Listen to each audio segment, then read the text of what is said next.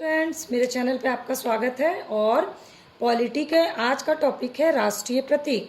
राष्ट्रीय प्रतीक टॉपिक बहुत छोटा है, सबको ऐसा लगता है क्योंकि बचपन से ही हम नेशनल सिंबल्स के बारे में पढ़ते आते हैं, लेकिन ये एक्चुअली ये टॉपिक बहुत वास्ट है और इससे बड़े अच्छे अच्छे क्वेश्चंस बनते हैं।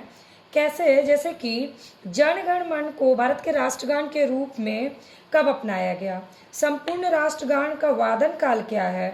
इसको कब अंगीकृत किया गया? हमारा राष्ट्रीय पशु का नाम क्या है? और ऐसे ऐसे करके ना अब तक टोटल 73 क्वेश्चंस राष्ट्रीय प्रतीक से किसी भी प्रतियोगी परीक्षा में पूछे गए हैं, चाहे वो यूपीएससी हो, चाहे किसी भी तरह का पीसीएस एग्ज़ाम हो, बैंकिंग एग्ज़ाम हो, सब इंस्पेक्टर या दरोगा का एग्ज़ाम हो, या फिर रेलवेज का एग्ज़ाम हो, या वन डे कोई भी एग्ज़ाम हो। राष्ट्रीय प्रतीक से टोटल अभी तक 73 क्वेश्चंस बने हैं, डायरेक्ट इनडायरेक्ट क्वेश्चन, और उन्हीं क्वेश्चन को बार बार पूछे जाने वाला क्वेश्चन है 73। तो मैं आपको आज पूरा राष्ट्रीय प्रतीक टॉपिक कंप्लीट कराऊंगी, 15 मिनट में कंप्लीट कराऊंगी। और प्लीज़ पूरी वीडियो का ज़रूर देखिएगा, आपका ये पूरा टॉपिक तैयार हो जाएगा। और मेरे चैनल पर रोज़ 15 मिनट में एक टॉपिक ख़त्म मैं करवाती हूँ, पूरा जीएस।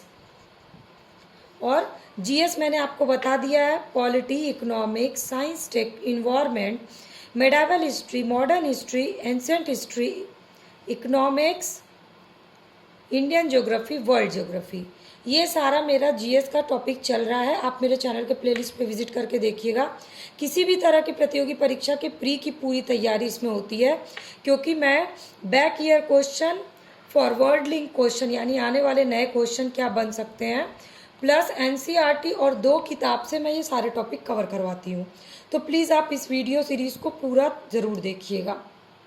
तो चलिए मैं आपको क्वेश्चन और आंसर सब बताती जाती हूँ, और कुछ बेसिक क्वेश्चन है और कुछ एडवांस क्वेश्चन है, फॉरवर्ड लिंक के क्वेश्चन जो आपके लिए बिल्कुल नए क्वेश्चन होंगे। सबसे पहले क्वेश्चन है कि भारतीय झंडा संहिता में उल्लेख है कि राष्ट्रीय झंडे के रंग और उसके मध्य चक्र का महत्व का वर्णन किसने किया था?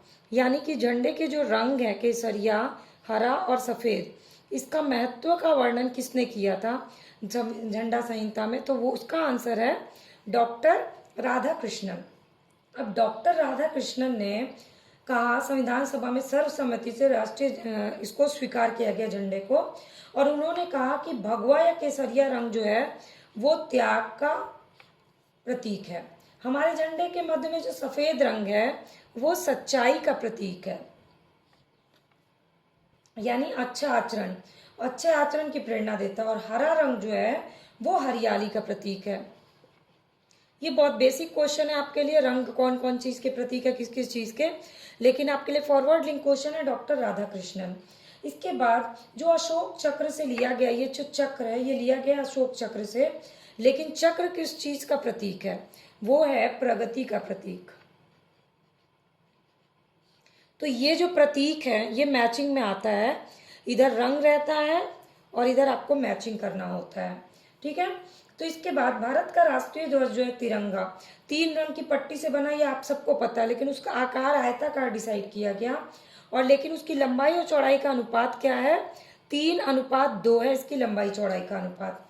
और इसके अलावा न्याय का प्रतीक क्या है इनमें से? सफेद रंग, हरा रंग, केसरिया रंग या चक्र? इसमें से न्याय का प्रतीक क्या है? तो न्याय का प्रतीक है ये चक्र। तो चक्र किस किस चीज का प्रतीक है? एक प्रगति का प्रतीक है और एक न्याय का प्रतीक है।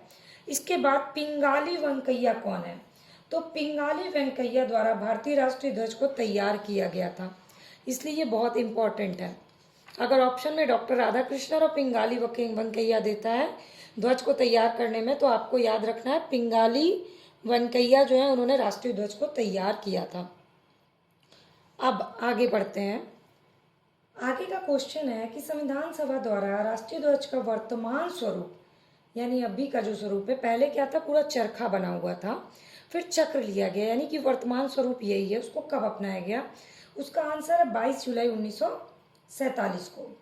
इसके बाद भारत का राज चिन्ह है सारनाथ स्थित अशोक स्तंभ, ये सभी को पता है, इसी को माना गया राज चिन्ह। भारत सरकार द्वारा इसको कब अपनाया गया? 26 जनवरी 1950 को। तो ये हो गया आपका अगला इंपॉर्टेंट क्वेश्चन। 26 जनवरी 1950 को राज चिन्ह अशोक स्तंभ के रूप में अपनाया गया।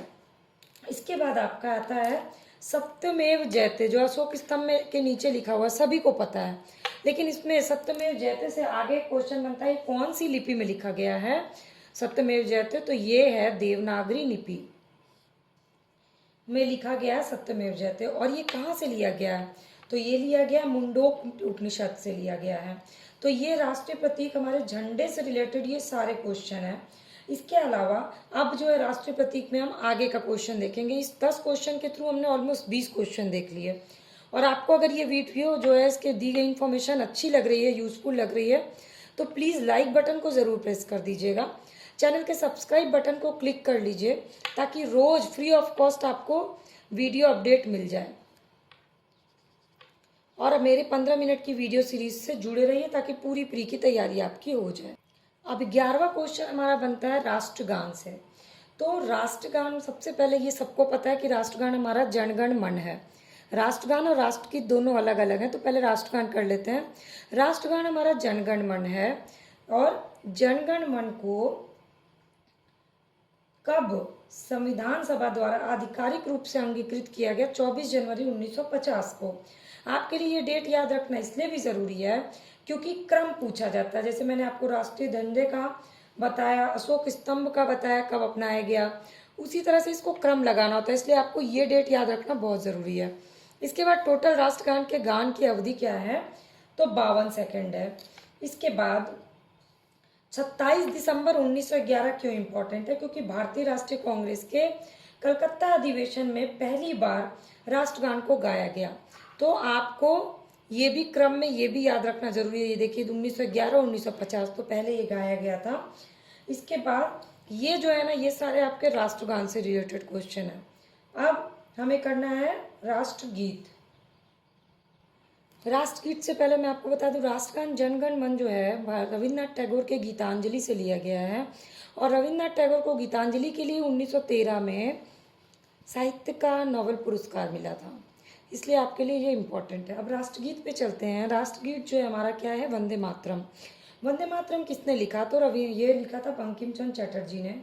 कहाँ पे किस में मिला है, तो उनकी किताब है आनंद मठ, उसी से लिया गया है। इसके अलावा 1896 में भारतीय राष्ट्रीय कांग्रेस के अधिवेशन में पहली बार वंदे मातरम को गाया गया। तो राष्ट्रगान कब गाया गया था, 1911 में। और उससे भी पहले वंदे मातरम गाया गया था 1896 में कांग्रेस के अधिवेशन में। ये वंदे मातरम से रिलेटेड इंपॉर्टेंट क्वेश्चन है। अब आगे जो है राष्ट्रीय प्रतीक का क्वेश्चन हमारा है राष्ट्रीय कैलेंडर से रिलेटेड। राष्ट्रीय पशु फल पुष्प उससे रिलेटेड क्वेश्चन है जो कि बहुत ही इंपॉर्टेंट है, जो कि भारत जो हर साल किताब आती है उसमें भी एक चैप्टर में दिया गया है। ये हमारे राष्ट्रीय कैलेंडर से रिलेटेड क्वेश्चन है। अब जो हमारा राष्ट्रीय कैलेंडर है वो किस पे आधारित है, तो वो आधारित है शक संवत पे, पहला क्वेश्चन। ठीक, दूसरा क्वेश्चन है 22 मार्च 1957 को इसको अपनाया गया। तो क्रम में आपको याद रखना चाहिए कि 1957 है, तो अगर आपको क्रम पूछता है तो आपको अगर ईयर भी याद रहेगा तो आप वो क्रम लगा लीजिएगा कि भारत के झंडे को कब अपनाया गया, अशोक चक्र को कब अपनाया गया, राष्ट्रगान राष्ट्रगीत सबका क्रम याद करना है आपको।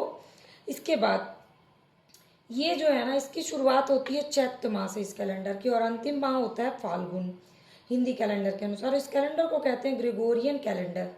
और सामान्यतः जो है ये चैत्र माह की शुरुआत कब से होती है, 22 मार्च से होती है, और अगर लीप ईयर है तो 21 मार्च से शुरुआत होती है। ये है आपके राष्ट्रीय कैलेंडर से इंपॉर्टेंट फैक्ट्स या क्वेश्चन बोले। अब बाकी के क्वेश्चन हम फटाफट से देख लेंगे। अब देखिए ये कितने इंपॉर्टेंट सेक्शन है।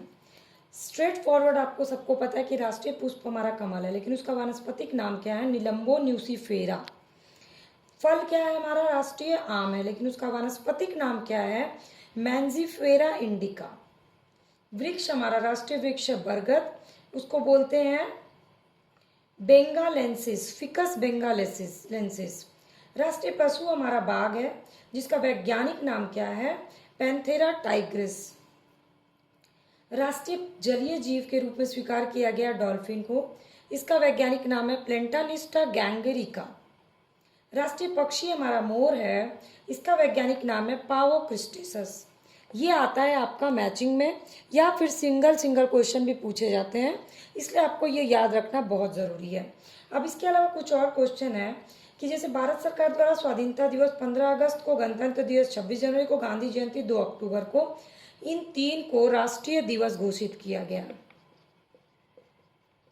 अब मैं आपको बताती हूँ back year question. Back year question हम टिक मारते जाएंगे हमने कवर किया कि नहीं। किस वर्ष जन गण मन को भारत के राष्ट्रगान में अपनाया गया? कर लिया हमने 24 जनवरी 1950। 52 सेकंड अवधि, अब बाकी चीजें बता दी। संपूर्ण राष्ट्रगान का वादन काल 52 सेकंड। भारत शासन द्वारा राजकीय चिन्ह कब से अंगीकृत किया गया? 26 जनवरी 1950, ये भी हमने कर लिया। भारतीय संविधान ने राष्ट्रीय ध्वज को स्वीकार कब किया? 22 जुलाई 1947। भारत का राष्ट्रीय पशु कौन है? बाघ। भारत का राष्ट्रीय पुष्प कमल। भारत का राष्ट्रीय पक्षी मोर। सारा इसका हमने फॉरवर्ड लिंक का क्वेश्चन भी कर लिया है। भारत का राष्ट्रीय पक्षी मोर बता दिया। भारत का राष्ट्रीय ध्वज में चक्र किसका प्रतीक है? न्याय का प्रतीक है।